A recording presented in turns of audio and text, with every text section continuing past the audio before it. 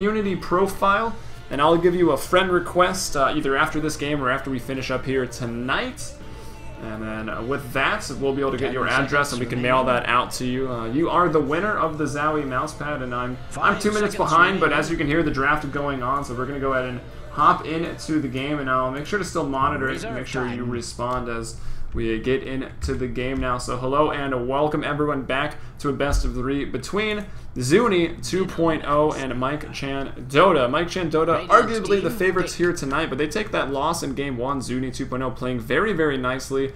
Really good heroes to counter the 3 melee core damage dealing heroes by Mike Chan. Lots of attack speed slow, lots of moves slow, able to just kite them around, and they take the victory, albeit a little late. It did take them, 50 minutes to get it done, but hey, that doesn't really matter. At 6.79, the game's maybe a little shorter, but nice performance by ZUNI 2.0 in game 1. And we go with some pretty similar bans, but Mike Chan Dota, they're going to respect ban that Timbersaw. It's going to be Death Prophet, Pugna, Lich, and Timbersaw that get banned out here. ZUNI 2.0, they pick up the Venomancer first, and Mike Chan Dota, they go with 2 quality picks of really nice support in Rubik and a really great offlaner, potential mid lane hero. Orbit does love his mid lane Clockwork, so look for that potentially in the mid lane, but it's a hero that can farm the safe lane solo, can go off lane, can do the duo lanes as they're getting more popular in 6.79, or he can mid, so pretty ambiguous. We'll see what they want to do with the Clockwork with the Rubik over there on Mike Chan Dota, and it's going to be ZUNI 2.0 with the Venomancer, and they pick up that Bounty Hunter, a hero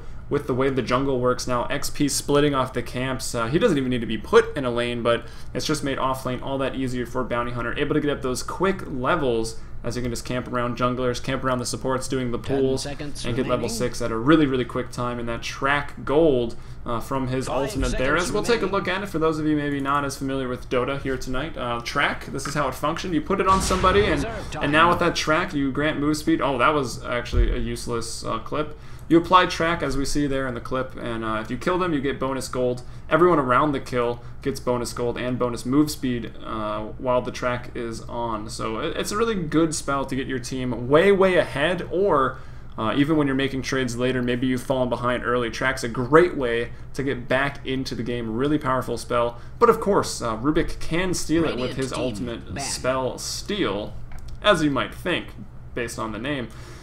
And we've got some more bans coming out. ZUNI 2.0. Knives Chow played a beautiful Potom in the mid lane, and they're going to ban it out here third. So Marana takes the drop there.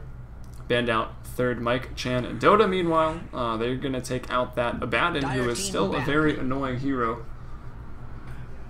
right now in the current metagame. Aphotic Shield still very good. Borrow Time as well. You're not really able to focus him down unless you're going to pick up a Doom, but they ban him out here, so we're not going to see that. It would be pretty annoying early on with Bounty Hunter. Bounty Hunter Abaddon's actually a really, really strong off-lane duo lane, just because that shield will purge dust. So it can be really hard to kill that Bounty Hunter. That already is hard to kill Bounty Hunter. He's a hero with a very, very high base armor, and he can get it done. As we're going to see Elder Titan banned out right now. Dave was actually pretty annoying on that hero, had some good echo stomps throughout the game. 10 seconds and yeah, hopefully one day is still sticking around. I know we took a little while to get that giveaway going. 5 seconds remaining. Reserve time. Radiant team, pick. Dire team, pick. Alright, and it's going to be Marana, Elder Titan banned out, as well as Abaddon and the Razor. So they ban out the Razor to allow Lifestealer through. Now there's not that annoying static link that will go through the rage of the Lifestealer. So Lifestealer picked up a third here, looking to bring the pain with that open wounds with the rage, even the Infest as well. Great escape. Lifestealer is a playmaker. He can get it done early, and it's one of the best late game carries in the game. With that Abyssal Blade, very, very common in the late game. That active for that stun. And there's Viper once again. So we already saw it last game. This Viper Strike ability, as we can see here, this is what it looks like when it is applied. You throw that off, and that slow and that insane damage will go through magic immunity. The damage won't, excuse me, but that slow will still go through magic immunity, and that makes it really hard for Lifestealer. He can be kited around, as we saw that Alchemist as well as the Pudge, even through their BKBs being kited around because of that slow coming out from the Viper. Very annoying, not to mention the slow from Poison Sting as well for Venomancer and the Gale. Lots of slow there between Venomancer and the Viper. And yeah, I guess we might be re-rolling here pretty soon. Let me check. Let's see what the people are saying here. No one's saying anything.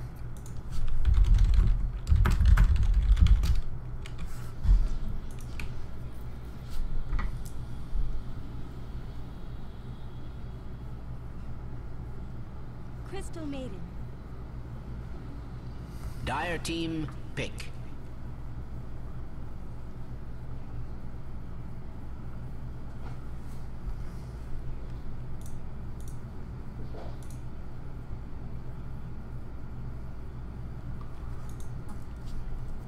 Alright, and it's going to be that Crystal Maiden going to get picked up here.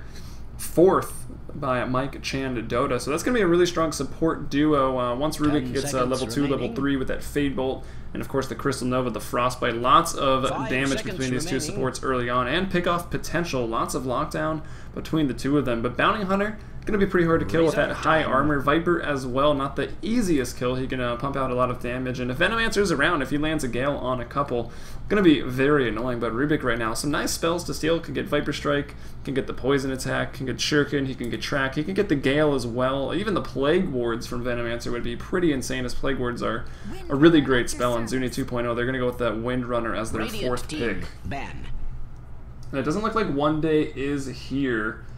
And it's been 7 minutes, so I think I'm going to go ahead and re-roll.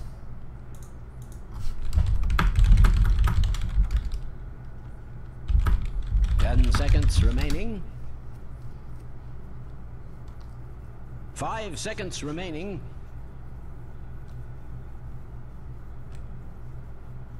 Reserve time. Bring it back to this screen here. The giveaway, did it go away? I swear. There it is. We're going to go ahead and re-roll real quickly before we get into this. Rolling. Perkins, 49. Wow, I think you were the one that was saying you actually needed the mouse pad. Perkins, 4931. I'm just going to talk in chat.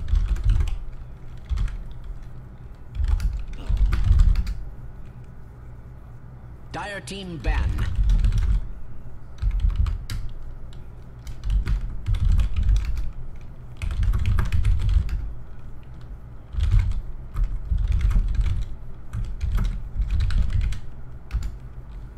10 seconds remaining.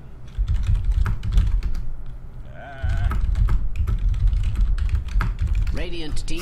Sorry for that typing, guys. We will get back into the game now. Looks like Perkins 49-13 going to be the winner here of this Zowie's mouse pad, and he is definitely around, so that will be the winner. So congratulations, and you were following, so goodbye you. And anyone here just joining us, this is CEVO Season 3 Main, kicking off the launch of CEVO TV Dota 2 here tonight on November the 7th, Thursday, where Valve decided to grace us with some patches of hats, of course, which did delay the games a bit. So this is actually just Game 2 of the best of 3. So if you are around, Reserve time. make sure to follow here. You're going to see a lot of actions from over a couple different titles as of right now. Dota 2 and CSGO are going to be here Monday and Thursday, and a couple nights in between as well. And of course, I'm Helium. I'm going to be the main caster here for CEVO TV, but of course we aim to be picking up a couple others. So actually, if you're even around and maybe you're interested, you can talk to Spangler, Pfeiffer, or Cotton. They might be still hanging around in the chat about that. Make sure to have some credentials as well. As let's check out the bans here. We've got Storm Spirit being banned out, as well as the Anti-Mage. So a very, very strong mid pick off with a lot, pick up with a lot of pick off potential. The Storm Spirit banned out, and they actually go with a very, very boring Warlock with just a huge ultimate, and this seems like a strange pick to me. It doesn't seem like up Mike Chan Dota's style, but we'll see what they can get done with it. Maybe he builds an early Midas as well, and taking out a really late game split push oriented carry, that anti-mage, no fun allowed. They ban him out, so we're going to have fun here in game 2 as ZUNI 2.0. Now they picked up that Windrunner, Viper, Bounty Hunter, and Venomancer. Reserve time. And yeah, they're going for the 5th pick now, looking to be one more core damage dealing hero. Viper probably mid, Windrunner Windrunner could be carrying, maybe supporting, but I'm expecting still one more core damage dealing hero. Maybe they get greedy with it and throw a jungler into the mix. They might be able to get away with it this game, actually, as the lane presence might not be insanely strong. I think Rubik, Crystal Maiden, and Lifestealer could probably aggressive Clockwork safe Warlock in the mid lane, or vice versa.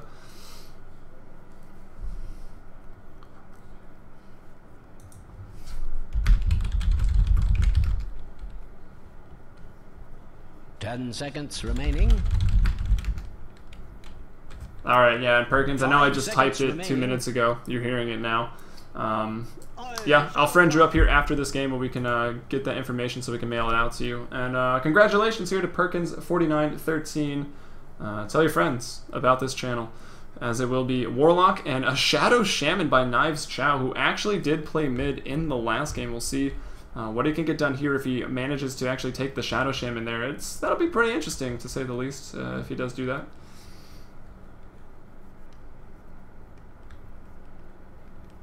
And yeah, for those of you wondering, I know there was some talk if that actually worked, the drops actually worked off the stream. I can guarantee it. They do 100% work from the stream. You just got to have your ticket linked to Steam, because I know that I personally linked my Steam account to this Twitch channel, as I always do wherever I'm casting, and I have the ticket, of course. I'm hosting these games here. And yeah, drops will work, so no need to worry. I think maybe that final confirmation was saying, do they work off of mobile? I don't think the mobile actually has a way for you to log in, does it? Unless they changed it recently on Android. I don't think I've ever logged in, but I would assume it works there too, as we're gonna have a pause.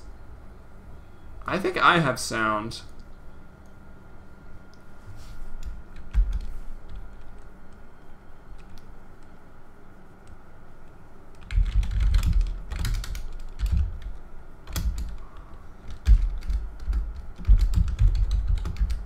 The patch, man, screwing everything up. I think I have game sound. I'm trying to ambiance. I hear birds chirping.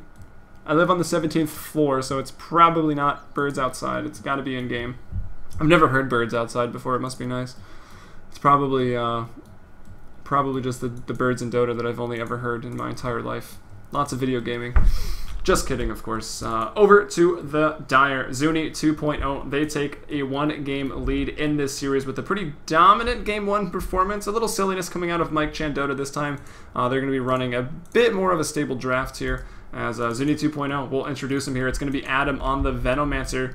Excuse me, well, I'm going to confuse those heroes all game. Adam on the Viper here. They're doing 5-man into the jungle. Going to be Hale44, looks to be supporting on the Windrunner. Knives Chow going into the mid lane on the Shadow Shaman. Something that you've seen in the southeastern Dota scene for a while. I think Shadow Shaman is still a very good mid hero, and I don't know, he's fragile, he's easily ganked. Sometimes doesn't have that lane dominance that you want, and then if you don't have a team that's set up with the idea to push later on with that coordination, it's going to be not really worth it. But he's a great hero with early levels, tons of burst damage from Aethershock, the Serpent Wards which got buffed to push, and not to mention the Hex ability. But Knives Chow on the Shadow Shaman, it's going to leave Garage this time on the offlane Bounty Hunter, Zeb supporting on the Venomancer, and yeah, we mentioned Hale44, and Adam over to Mike Chan Dota on the Radiant here in Game 2. We've got Dave playing the offlane Clockwork right now, so that's his normal role for this team. Orbit mid, he's transferred to a support, but because Chicken MC's out of town tonight, he's actually in Vegas here. It's going to be Orbit taking back his mid role, this time playing the Warlock, one of the most boring heroes in the game, I would have to say. The Chef will be on the Rubik supporting up top. We'll see what he can get done. Going to be an exciting player to watch on that hero for sure. Into the bot lane, we've got Humsum on the Crystal Maiden supporting up here behind Jiggle Billy on that Lifestealer, looking to get it done this game. It will actually be a duo lane, so Hale and Garage down here in the bot lane. They want to disrupt as much farm as possible off of this Lifestealer, and it will be even a duo lane top, a very defensive duo lane top. Actually, they can get aggressive if they want to. They need to wait to level 2. I think they want to chase Adam off the lane, harass him up a little bit, soften him up for when they have the cogs online. Maybe even get the kill here. Adam. Alright, Gale out from Zeb. No damage over time at rank 1 anymore. And that's Zeb pretty much out of mana. That's how Venomancer works. You use one spell, and then you gotta go back to base, especially early on, but I don't know. I feel like had the chef just waited on that, they would have been able to maybe get a kill had they had cogs, although, I don't know, not that much damage. They might have to even wait till level 3, 2 points in battery assault, getting it done just a little bit better as we have another pause here quickly. Viper lagging it up, and ZUNI 2.0's Adam gonna reconnect here pretty soon, as it's been a day, or a night rather, of delays, unfortunately. Dota 2 patching in the middle of all of this, but yeah, well, I don't even have to apologize because it's really not our fault right now, but we'll make sure everything is ironed out and really sorted out as we go live every Monday and Thursday over here, at least for me, with Dota 2. Of course, the Cotton and Klopp's going to be your CSGO hosts, along with a few others. I believe Misled is one of them, and I forget the name of the other for CSGO, but yeah, you're going to be seeing a lot of action over here. It's going to be pretty great. And of course, you can go to CEVO.com, get your predictions in on any of the matches, and a lot of the times, I could vouch, I won a mouse from CEVO for being one of the top predictors in Season 1 of CEVO for Dota 2, so a lot of times there are prizes as we approach the playoffs for top predictors in the postseason, and it's a lot of fun, so always tune in, get to know the teams. That way you can win some prizes with the predictions, and as I say that, I'm not 100% sure we'll be doing that again, but there's a good chance we'll be doing something. Especially the more you guys help support us, subscribe or following, eventually subscribing here to Play CEVO, as well as spreading the word, checking out the website. It really will allow us to do more and more things for you guys and for the community, which of course we look forward to and want to do. We just need to know that people want it so that we can do it. As the game slowly got started, we're paused again, so we'll briefly go over CS. I'm actually curious at this mid lane matchup. Warlock is really just so boring. I can't even stand it. I'm disappointed in you, Orbit. I know you'll rewatch this because you're a trooper and you play hard. What was this? Play hard, go pro? That was the CPL. Oh, Cal and CPL. May you rest in peace. But yeah, play hard, go pro. Orbit, always watching those replays, training hard. Playing the Warlock here, not a really hero of his nature. He's a pretty crazy player, likes to get it done, likes to initiate, but here he is on the Warlock. Well, he can definitely initiate with the Chaotic Offering he will have, and this game might be a battle of we're pushing with Mass Serpent Ward or Ward defending / pushing with Chaotic Offering. Really both ways on that. We'll see how they can get the ultimates done. I think the Chaotic Offering a little better at rank 1, but these Serpent Wards, I mean, if Knives Chow farms up and has a good game, gets an Ags, they're insane, especially now that there's 10 of them. It's a little ridiculous. Meanwhile, top lane looks like some big action. Adam here in the cogs that are still around. That's going to be the first blood. Dave will grab it on the clockwork. Zeb could be in trouble as well. The chef is there. A couple more attacks out. Yeah, they're not going to be able to get him. Dave, though, still has enough mana. I mean, 125 mana, and you can spam Battery Assault and the cogs once again, and they can go for another kill. It's a really nice kill there in the top lane for Mike Chan Dota to get on the board early, 1-0 in this matchup. As they lost the first game, they're looking to make it to 3. They were definitely the favorites here tonight. So ZUNI 2.0 looking for the upset, and they played game 1 very nicely. And I gotta say, I almost want them to win here in game 2 just because of this Shadow Shaman in the mid lane. I think it could be very, very strong, and I really don't see a lot of teams do it. As Humsum Garage on the Bounty Hunter getting a lot of damage in there. He's up to level 2, and with this duo lane, he'll be able to edge his way into the lane, actually up top, some more action. These trees, some deforestation going on here. And one of those things you can do in Dota. Eating down those trees, causing some different lane these trees. Broodmother's not in Captain's mode yet, thank God. But now with her change, just walking over these trees. Broodmother offlane on the Radiant is just insane. I guess even offlane on the Dire, there's these trees as well. You can just walk over, get some hits in here or here. It's very annoying and hard to deal with. But yeah, we don't have to see that yet. And even Slark, a hero we saw getting picked up a lot in 6.79, and that's Clockwork getting another kill there on the top lane. The Venomancer will go down as I ramble here about what will happen to Captain's mode once Slark gets put back in. Of course, they took him out as well. Dave getting a little bit poisoned there by the Venomancer, getting a lot of attacks in there with that 0-second poison attack early on. really a lot of damage off of that in the early game. But I still think I like maxing Nether Toxin better.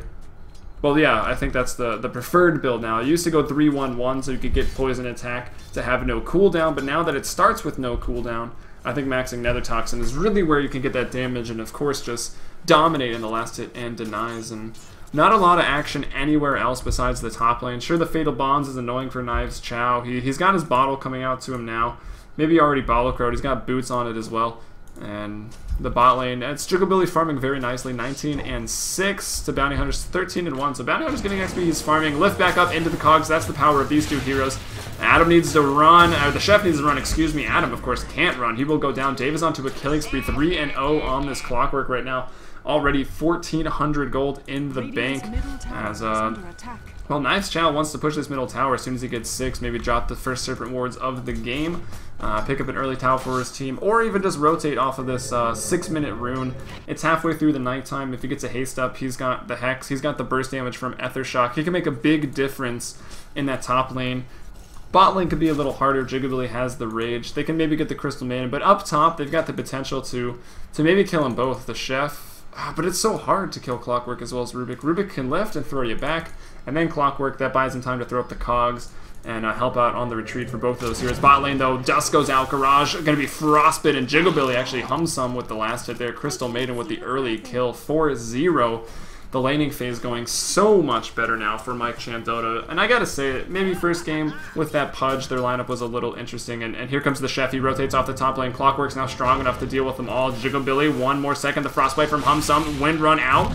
Needs the open wounds. Will get it. Here's Bounty Hunter. What can he do? Shackle back from Hail. Won't latch. And that's Jigglebilly picking up his first kill of the game. 1-0-1 right now. 5-0 early on for Mike Dota here in Game 2. Looking to stay undefeated as they haven't lost a single game right now. And actually, let's see, let's put it on a Jigglebilly cam real quick. I want to get the stats on that the best I can. It's going to be, yeah, Mike Dota is 3-0 right now. And actually up top, we've got Zeb in. He's looking to be a little aggressive here, throws out the Venomous Gale, but of course nerfed in the early game, gets better later. No more damage over time at level 1. Dave takes a bit of a harass. He's up to level 5, so he's able to stand up here. Knives Chow in the mid lane. The Rock is dropped. The Chef was there as well. He gets the kill. And Orbit now up to level 7. Boots 1 in a bottle. Will he go for that Midas, or is he just going to start rushing that Ags to get 2 Warlock Golems every time he drops the Chaotic Offering? In the bot lane, Sentry down by the Dire just in case there was some there, but it looks like it's Humsum with the Dust and Sentry, so they're able to kill that Bounty Hunter time and time again. Jigglebilly goes for the Midas. He's aware of the Midas change. I'm sure everyone here is, of course. Nice Shackle there, raging up. Crystal Maiden with that attack slow. Oh, gonna Frostbite the wrong target, maybe. He knew that Windrun was there. I think they could have potentially gotten Zale. Not level 6 yet. Jigglebilly, the power shot to land. Garage needs 1 more, or to chase for 4 more seconds here. Meanwhile, Warlock, another kill in the mid lane. Frostbite out from Humsum. Humsum getting low, wants to continue to chase. Crystal Nova out, could use 1 more attack, and there he goes, fading into the shadows with that Shadow Walk. And then in the mid lane, we had Warlock picking up that kill on Orbit on the bot lane. Mass Serpent Ward, first of the game, drop there, and see all 10 of them there huddled around the tree. It's made the pattern of them look a little strange, and I don't know really how Orbit managed to get that. I think the Golem was maybe still online, walking around, and that Flaming Fist, it'll wreck ya. And that ultimate, very, very strong. And Warlock here at level 8, the highest in the game by 2.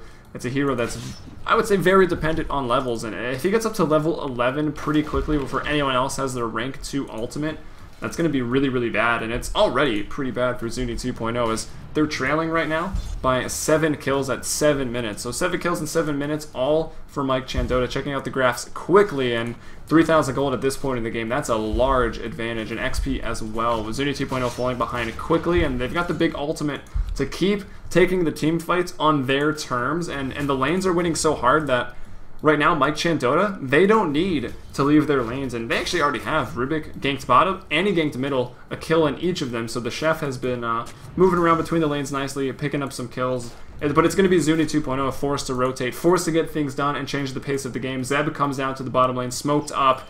It runs out now. We switch to daytime. It's going to make this gank harder now as your vision increases in the day. It decreases at night. And oh, give him that Shackle Shot. Hail tries to line it up, but it doesn't quite latch on Jigglebilly as like I'm talking about. ZUNI 2.0 trying to get something done. Infest into the creep. Nicely done. Will get the health back in orbit. Will TP down. They find Zeb. Need to get that open wounds, but look at that rank 1 range. It's not very far. There's the damage out. That's 4 points in Shadow Word. Is that going to be enough to get him? No, it gets him pretty low, but it's not going to be quite enough. And yeah, alright, he will be able to get away. That brings 4 heroes down to the bottom lane, and they get nothing out of it. And of course, there were 3 there for Mike Chan Dota, but ZUNI 2.0 had 3 that weren't doing anything. While it was just 2, and then it goes 3 to 4. So ZUNI 2.0, they've got 4 heroes down that are wasting their time. They get nothing out of it. Venomancer has to go back to base, and that's just going to allow Mike Chan Dota to, again, get even more ahead on the XP graph and the gold graph as they continue to farm, but more so XP in the case of the supports having to go back to base. They're not stacking the jungle, they're not pulling camps, they're not in the lane soaking XP, and they're not roaming and getting kills. So it's just more free farm for the Radiant as Jigglebilly 46 and 17 on the last hits and the denies here at just 9 minutes up top. Adam could be in trouble. The chef looking to run these ganks. And I mentioned Mike Chan's Dota record earlier. They are 3-0. I think they've got a couple forfeit wins which don't count. But they're 3-0 right now. ZUNI's 4-1, so they're a very, very quality team. I did cast the one game they lost. It was ZUNI 2.0 versus Top 5, and Top 5 rolled them. And I didn't expect it to be that much of a landslide, but Top 5 a quality team as well. So is ZUNI 2.0. They've only got 1 loss. They're going to go far. They're going to make the playoffs, absolutely. 2 playoff teams playing each other here early in Season 3 as Humsum in trouble. Nice! Gale a little off the mark, but the Shackle lands should be enough. Humsum will go down, and here comes the TPs. Hook looks like it did miss. Open wounds onto Zeb. Zeb will be falling. These Plague Wards are annoying, and they get him there.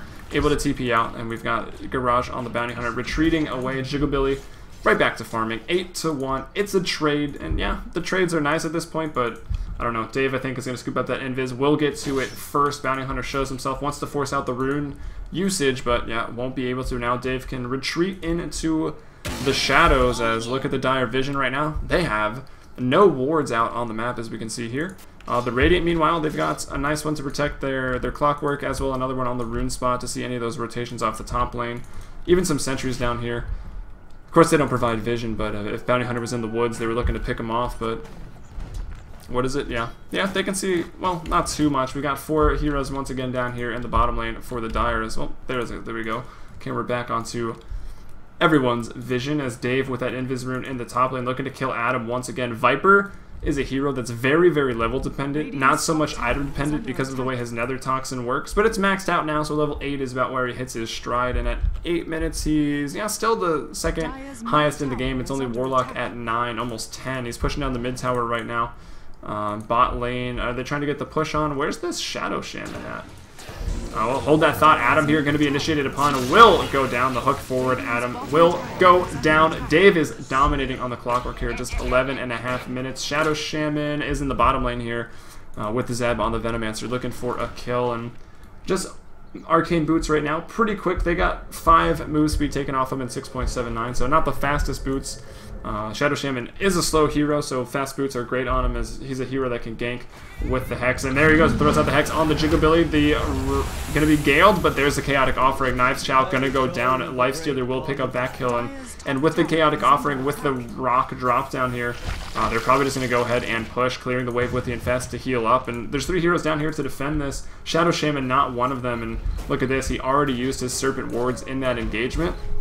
And now they can't use those to defend, so this is probably going to be the first tower of the game, but of course Plague Wards, great for defending. And they're probably going to be using those to their fullest here. Zeb's got to keep spamming them. I think the push, they've got to know the push is coming. Maybe expecting them to back off. And let's just check out Flaming Fist here. Not to mention the Permanent Immolation. I had no idea that it was called that. Basically, a mini Radiance. 30 damage over time nearby. And Flaming Fist, 60% chance for another 100 damage on top of 75. So, well, this is a big kill. It gives up a little bit of bounty, and yeah, it's 100 gold over. Jigglebilly, though, meanwhile, onto Garage. Garage fades.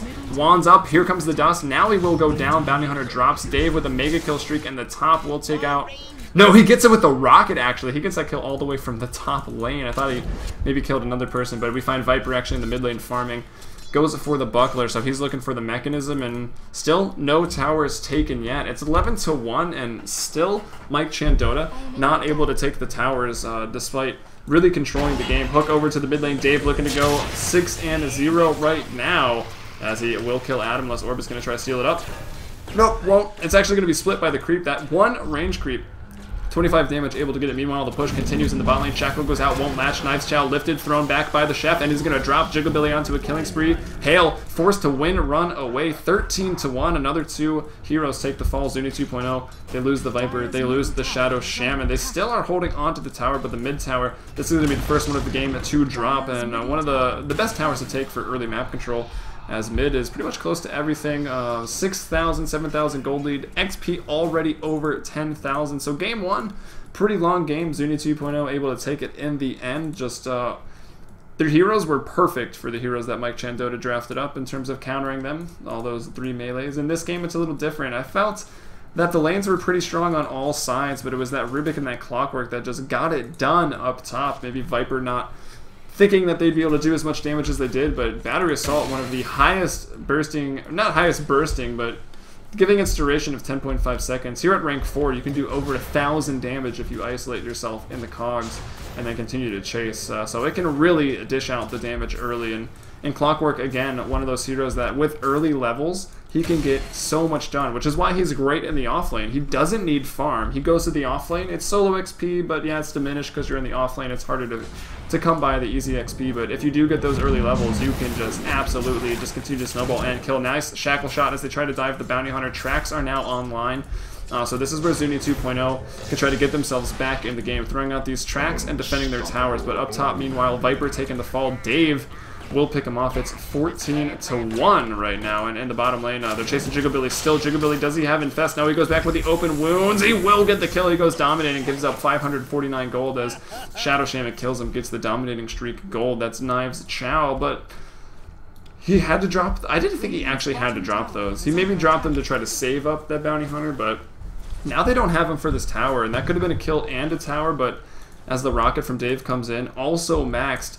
At level 11 is where Clockwork, really level 12, as he doesn't need to put another point in that hookshot. He opts to max the rocket, as I think hookshot was already on cooldown, so no really reason to put another point in it.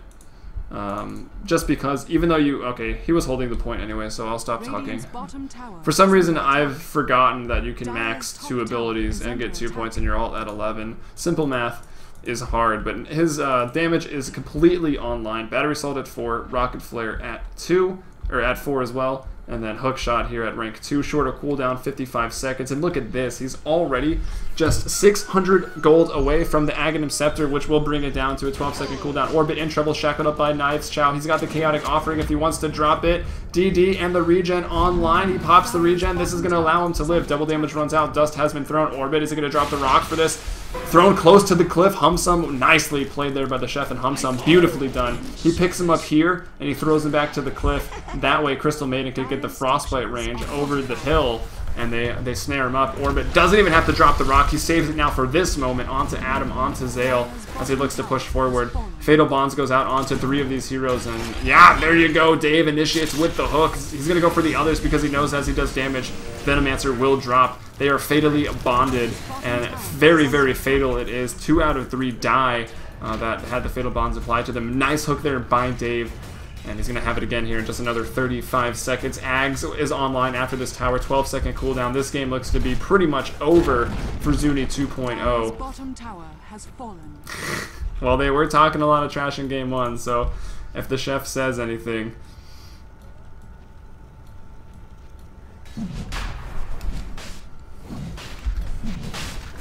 maybe they deserved it. Anyways, it's gonna be, yeah, I was like, what did he even type?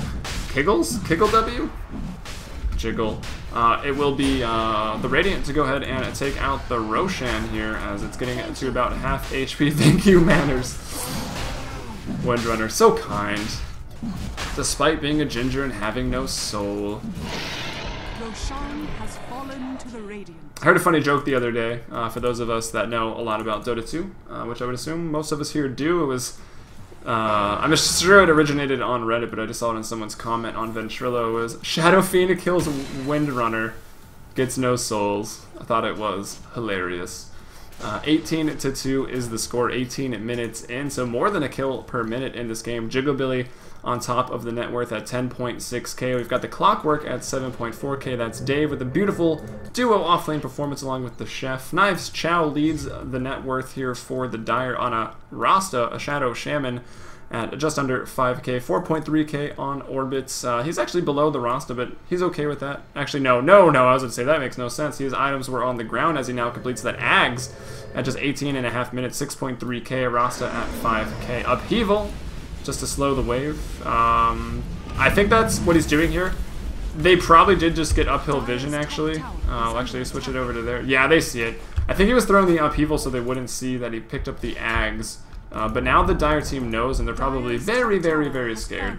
Looking at items overall, just to pull it up, Ags on Dave's Clockwork, Ags on the Warlock, that's Orbit. Two of the best heroes to have it on, and they both have it very early. Desolator up on Jigglebilly, as well as a Hyperstone and a Midas. His damage is off the chain, not to mention they took that Roche uncontested. He's got an Aegis, Mana Boots on the Chef, and a Crystal Maiden working towards a mech. Meanwhile, forced off on Knives Chow. We see it used there. They're looking to pick off Jigglebilly. Jigglebilly, the Aegis will drop, and that could be potentially a ward trap.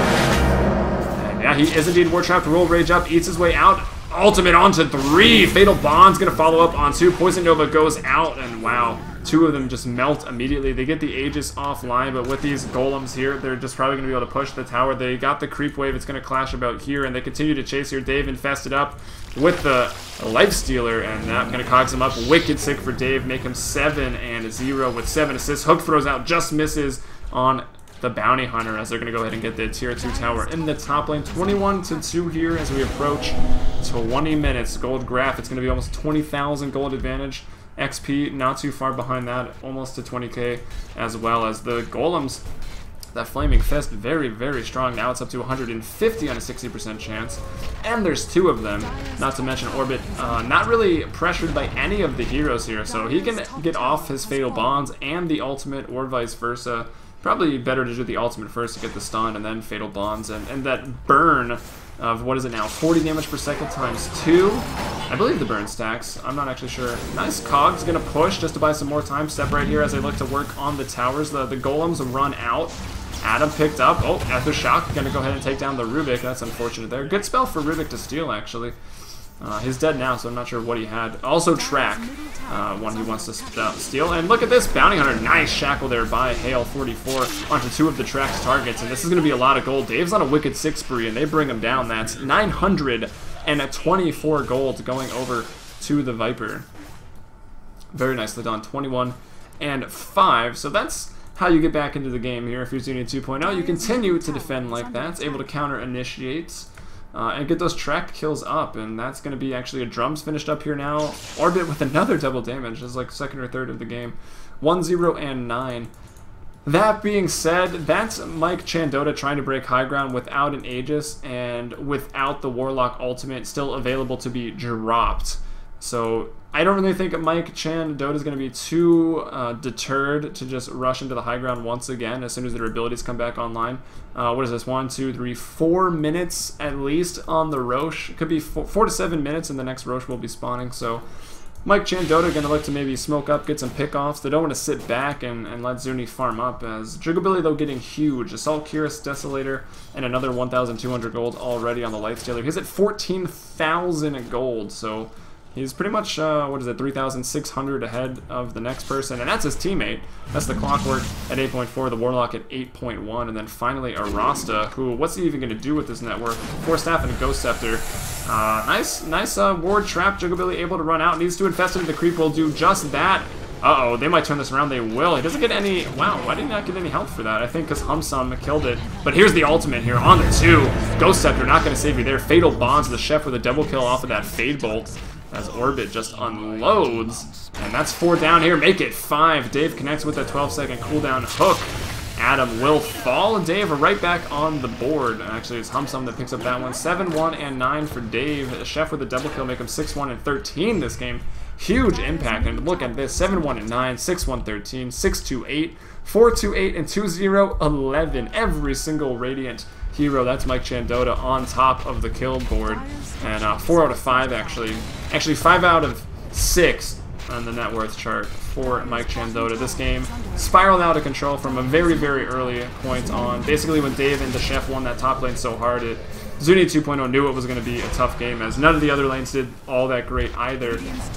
You could even argue that they lost the bottom lane, giving up a couple kills there. Mid, yeah, they lost that as well, a couple kills. The farm was a little more even, and here's the high ground break. David with his 12-second cooldown onto Zeb. Meanwhile, you turn him into a chicken, but he's still going to battery assault your face off, and he's going to take out that Venomancer. It's a double kill for Dave, as the racks will go down. It looks like we will be taking this game into a best of 3, a proper best of 3 that goes to 3 games, of course, is what I mean by that. 28-6. And once again, if you're watching in-game, make sure to check out the stream.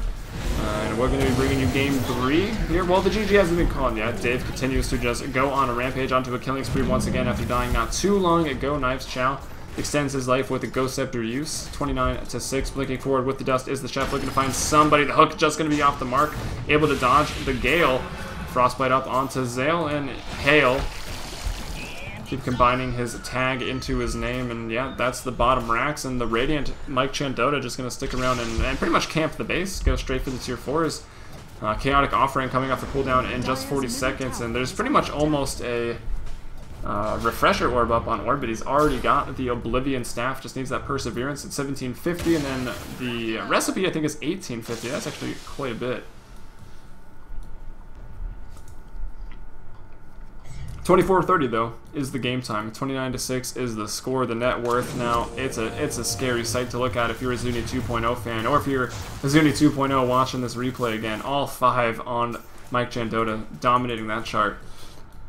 Rubik at 6.6k even as a support. Look at all this tower gold hooking forward again. And does Rubik have track still on? He's got Wind Run right now. That's going to be Zeb. Will go down. Dave with an Axe, with a Blade Mail as well. And Chaotic Offering off cooldown already. And Orbit maybe could have dropped it on 3 right there, but going to save it for a rainy day. As Jigglebilly shackled up to the creep. Nice attempt there by Hale. He's actually had some really good shackles this game.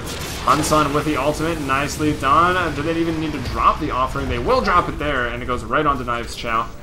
Garage on the Bounty Hunter will die from the burn damage. No, the mech from Viper, nicely done. Adam does pick up the mechanism this game, as it's pretty common for him to do, and the racks are falling, and Orbit on a killing spree now. He actually brings himself up to 3-0 and 13. The mid racks, though, well, it's actually still alive. They're under attack, of course, as the rest of the team will dive. The Shackled onto the Golem. Dave gonna take a Gale to the face. Big Poison Nova onto a lot, but with the Fatal Bonds damage, they just can't stand up to this.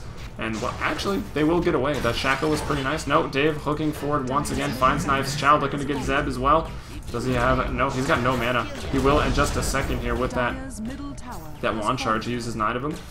Garage coming into it, and the mid-racks are down. The game, I'd say, pretty much over. Jigglebilly with that Desolator with the AC. 2 of the best items to buy if you want to do some early to mid-game pushing.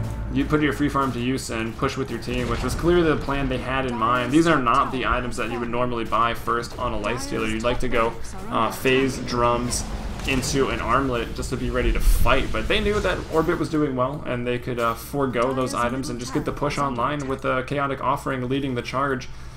As he does go straight for the best pushing items in the game. Even more attack speed from the Treads here with the Assault Cuirass and the Desolator. That armor reduction that will work on buildings. That's going to go ahead and take off 12. And, okay, yeah, Adam's like, yeah, we're going to call it. We know we lost. Dire's middle tower is under attack. And it was a 9.5 minute Roche, just for the record. 32 and 8. What is that, 4 to 1 on the kills? Pretty much, that's the ratio, and it's a dominant performance here by Mike Chan Dota in Game 2. I'm Helium, and this is CEVO TV. You can follow us on Twitch, twitch.tv/play CEVO. We're going to be bringing you a Dota 2 CSGO action on this channel, and not to mention quite a few giveaways in the cup. We have a couple more mouse pads to give away, not tonight, but make sure to stick around in the following nights to be eligible for some of those. But either way, oh, we can do away with that now. That was Perkins 4913 that did win that mouse pad here on the launch night of CEVO TV. We'll be bringing you into another game shortly, as I'm going to get that lobby set up, and enjoy the music in the meantime.